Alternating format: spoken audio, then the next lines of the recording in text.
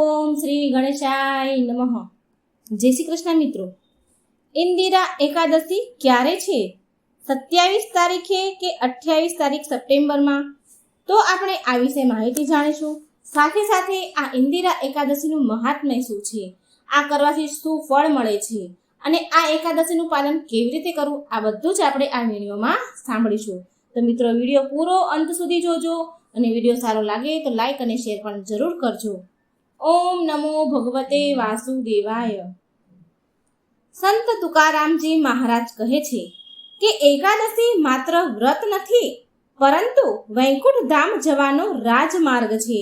જે પ્રકારે વૃક્ષના થડને સારી રીતે જળથી સિંચીને તેની ડાળીઓ, શાખા, ઉપશાખા, પાંદડા, ફૂલ વગેરે બધા જ તૃપ્ત થાય છે, અને જે પ્રકારે આહાર ભોજન ગ્રહણ કરીને શરીરની સમસ્ત ઇન્દ્રિયોને તૃપ્તિ અને પુષ્ટિ મળે છે, એવી જ રીતે વ્યક્તિ એકાદશીના દિવસે ભક્તિપૂર્વક શ્રી કૃષ્ણ શ્રી હરિની પૂજા આરાધના કરે તો વ્યક્તિનું મન પણ સંપૂર્ણપણે શુદ્ધ થઈને પરમ સંતોષની અનુભૂતિ કરે છે. વ્યક્તિને કોઈ પણ પ્રકારની અભિલાષા નથી રહેતી, સંતોષ પામે છે.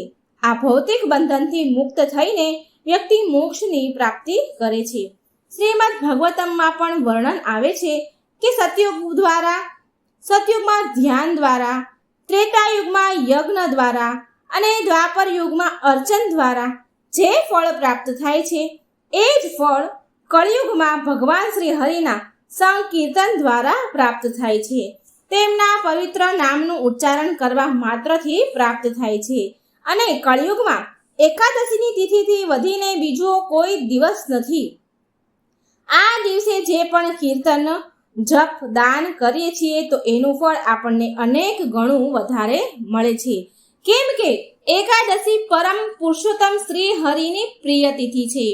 પરમ પાવન એકાદશીની તિથિ શ્રી કૃષ્ણ સ્મરણનો શ્રેષ્ઠ અવસર છે, જે દરેક માસમાં સુદ પક્ષ અને વદ પક્ષના 11મી તિથિના દિવસે આવે છે. આ દિવસે બધા ભક્ત ઉપવાસ કરીને નિરંતર ભગવાનના મહિમાના ગુણગાન ગાય છે, અને આ પ્રકારે પૂરા ભક્તિ ભાવથી ભગવાન શ્રી કૃષ્ણની લીલા કથા કે શ્રી હરિના કોઈ પણ અવતારની રૂપની કથા, લીલા કથાઓ સાંભળીને, જપ કરીને, મંત્ર જાપ કરીને આધ્યાત્મિક જગતમાં પ્રગતિ કરવાની કોશિશ કરે છે.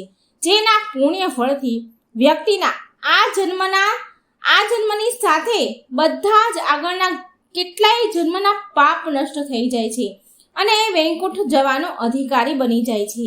અને આવી પરમ પાવન એકાદશી ભાદરવા મહિનાની વદ પક્ષની એકાદશી ઇન્દિરા એકાદશી છે, જે જલ્દી જ આવી રહી છે. અને આ એકાદશીનું પાલન કરવાથી વ્યક્તિ તેની સાથે સાથે તેના પૂર્વ અને ભવિષ્યની બધી જ પેઢીઓનો ઉદ્ધાર કરી શકે છે. આ પિતૃપક્ષની વિશેષ એકાદશી છે, અને ચાતુર્માસના પવિત્ર સમયમાં આવનારી આ ઇન્દિરા એકાદશીના વિષયમાં કહેવાયું છે કે જે પણ વ્યક્તિ આ એકાદશી તિથિનું પાલન કરે છે, એના પોતાના તો બધા જ પાપ નષ્ટ થઈ જ જાય છે, પણ આ એકાદશીના પાલનથી અર્જિત કરેલા પુણ્યથી વ્યક્તિ તેના પૂર્વજો અને પિતૃઓને પણ ઉચ્ચ ગતિ પ્રદાન કરી શકે છે. ઇન્દિરા એકાદશી એટલા માટે પણ વિશેષ છે કેમ કે આ પિતૃપક્ષમાં આવવાવાળી એકાદશી તિથિ છે. જો તમે તમારા પિતૃઓના ઉદ્ધાર માટે કોઈ વિશેષ કાર્ય કરવા માંગો છો તો તમારે આ ઇન્દિરા એકાદશીનું પાલન જરૂર કરવું જોઈએ. આ ઇન્દિરા એકાદશીનું પાલન કરી આના ફળને જો તમે તમારા પિતૃઓને અર્પણ કરો છો તો તેનાથી મોટું પુણ્ય પિતૃઓ માટે બીજું કોઈ ન હોઈ શકે. તો ચાલો જાણીએ કે આ વખતે આ ઇન્દિરા એકાદશી ક્યારે છે અને આનું પાલન આપણે કેવી રીતે કરવું જોઈએ. તો આ વખતે ભાદરવા માસમાં વદ પક્ષમાં આવનારી ઇન્દિરા એકાદશીની તિથિ આવે છે 28 સપ્ટેમ્બર 2024 શનિવારના દિવસે. આ દિવસે બ્રહ્મ મુહૂર્તનો સમય છે સવારે 4 વાગ્યાથી 42 મિનિટનો, અને સવારે સૂર્યોદય થશે 6 વાગ્યાને 18 મિનિટે. વૈષ્ણવ કેલેન્ડર અનુસાર આ એકાદશીનું વ્રત કર્યા પછી એના પારણા કરવાના છે બીજા દિવસે, એટલે કે આગલા દિવસે. પારણા કરીને જ એકાદશીનું વ્રત સંપૂર્ણ મનાય છે. એટલે કે 29 સપ્ટેમ્બર 2024 રવિવારના દિવસે પારણાનો સમય છે સવારે 6 વાગ્યાથી 19 મિનિટથી લઈને 10:17 સુધીનો છે. આ સમયમાં મિત્રો પારણા જરૂર કરી લેવા. પારણા કરવાથી જ આપણને એકાદશી વ્રતનું પુણ્ય ફળ મળે છે. આ વિશે ભગવાન કૃષ્ણએ કુંભારને એક કથા સંભળાવી હતી દ્વાદશીની પારણાની, અને આ કથા જો તમારે સાંભળવી હોય તો મારી ચેનલમાં છે, જઈને સાંભળજો. જો તમને મૂંઝવણ છે કે એકાદશીની તિથિ 27 તારીખે છે કે 28 તારીખે, તો આનું સમાધાન આપણે કરીએ. વાસ્તવમાં એકાદશી તિથિનો સમય શરૂ થઈ રહ્યો છે 27 સપ્ટેમ્બર 2024 શનિવારે બપોરે 1:20 અને તિથિ પૂર્ણ થાય છે 11 28 સપ્ટેમ્બર 2024 શનિવારે બપોરે 2:49.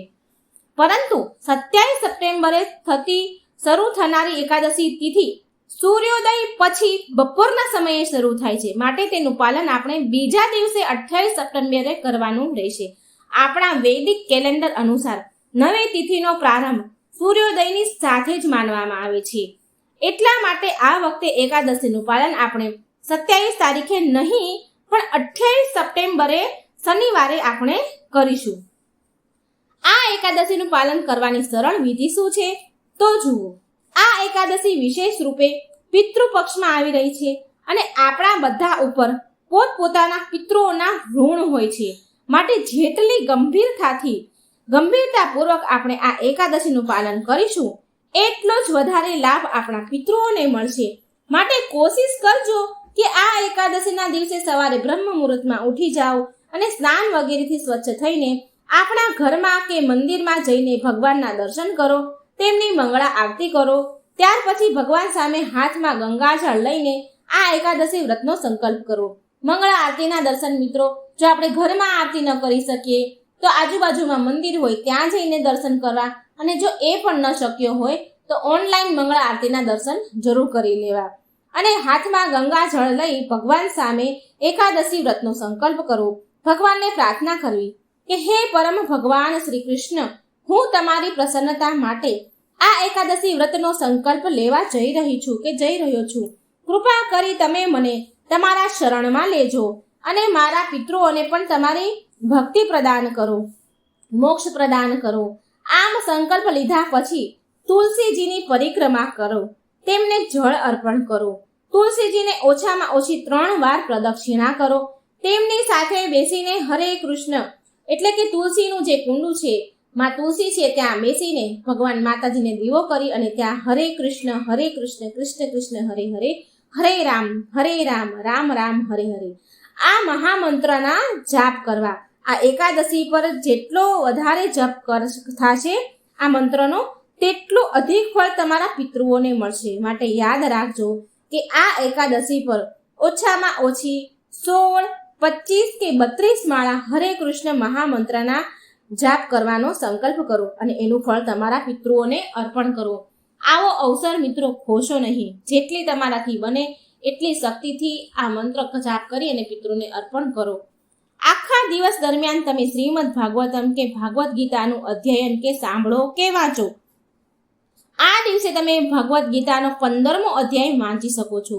શ્રીમતમ ભાગવત ગીતાથી વામન દેવની કથા તમે સાંભળી શકો છો. અને વામન દેવની શ્રી હરિના અવતારની કથા મિત્રો મારી ચેનલમાં પણ છે, તમે ત્યાં જઈને પણ સાંભળી શકો છો. આ દિવસે કથાઓ સાંભળવાનું ખૂબ વિશેષ મહત્વ હોય છે. ભગવાન પ્રસન્ન થાય છે. એકાદશીના દિવસે આપણે વ્રતનું પાલન કરીએ છીએ. આ દિવસે આપણે કોઈ પણ પ્રકારના અન્નથી બનેલા પદાર્થનું સેવન નથી કરતા, જેમ કે ઘઉં, દાળ, ચોખા, ચણા, જુવાર, બાજરી, મકાઈ વગેરે જાતના જો અનાજ આપણે નથી ખાતા. અમુક લોકો એકાદશીના દિવસે સંપૂર્ણ નિર્જળા ઉપવાસ કરે છે, તો અમુક લોકો દૂધ, ફળ, જળ ખાઈને ઉપવાસ કરે છે, અને અમુક લોકો એકાદશી પ્રસાદ ખાઈને ઉપવાસ કરે છે.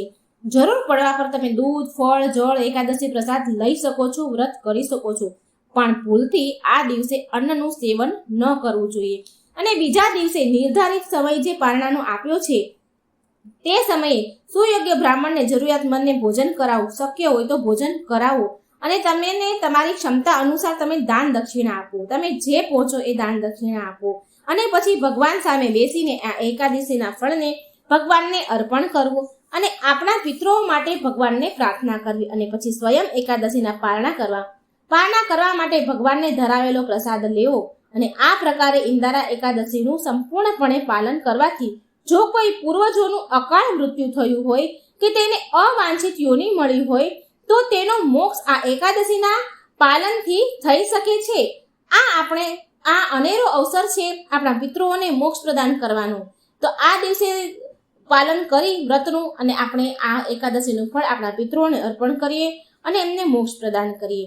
આ શ્રાદ્ધ પક્ષ ચાલી રહ્યો છે તો એક વાતનું ધ્યાન રાખો કે એકાદશીના દિવસે કોઈની શ્રાદ્ધ ક્રિયા કરવામાં નથી આવતી. ભલે તમારા પિતૃનું મૃત્યુ એકાદશીના દિવસે કેમ ન થયું હોય છતાં પણ તેની તર્પણ ક્રિયા શ્રાદ્ધ ક્રિયા એકાદશીના દિવસે ક્યારેય કરવી ન જોઈએ. કેમ કે પિતૃગણ એકાદશીના દિવસે અન્નયુક્ત ભોજન નથી લેતા. માટે જો તમારા પિતૃઓનું મૃત્યુ એકાદશીના દિવસે થયું છે તો તેનું શ્રાદ્ધ તર્પણ ક્રિયા દ્વાદશીના એટલે કે બીજા દિવસે કરવું જોઈએ. આ એકાદશીના વિષયમાં એક સુંદર પૌરાણિક કથા પણ આવે છે. તે સાંભળવા માટે મિત્રો તમે આ ચેનલને સબસ્ક્રાઇબ કરજો. નોટિફિકેશન બટન બેલ આઇકોનનું બટન ઓન જરૂર કરજો, જેથી હું એકાદશી વ્રતની વાર્તા મૂકું તો એ વિડીયો તમારા સુધી તરત જ પહોંચી જાય. જો કોઈ એકાદશી પાલનનો અનાદર કરે છે ને તો તેને આધ્યાત્મિક જીવનનો નાશ થાય છે. એકાદશી તિથિ ભક્તિ પ્રદાન કરવા વાળી દેવી છે. એનું પાલન કરીને આપણે ભગવાનનું શરણું મળે છે.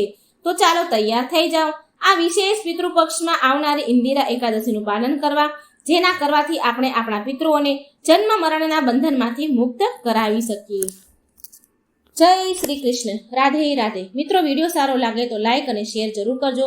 આ એકાદશીની માહિતી બીજા લોકો સુધી જરૂર પહોંચાડજો અને આ ચેનલને સબસ્ક્રાઇબ કરવાનું ભૂલશો નહીં. જય શ્રી કૃષ્ણ. રાધે રાધે. Thank you.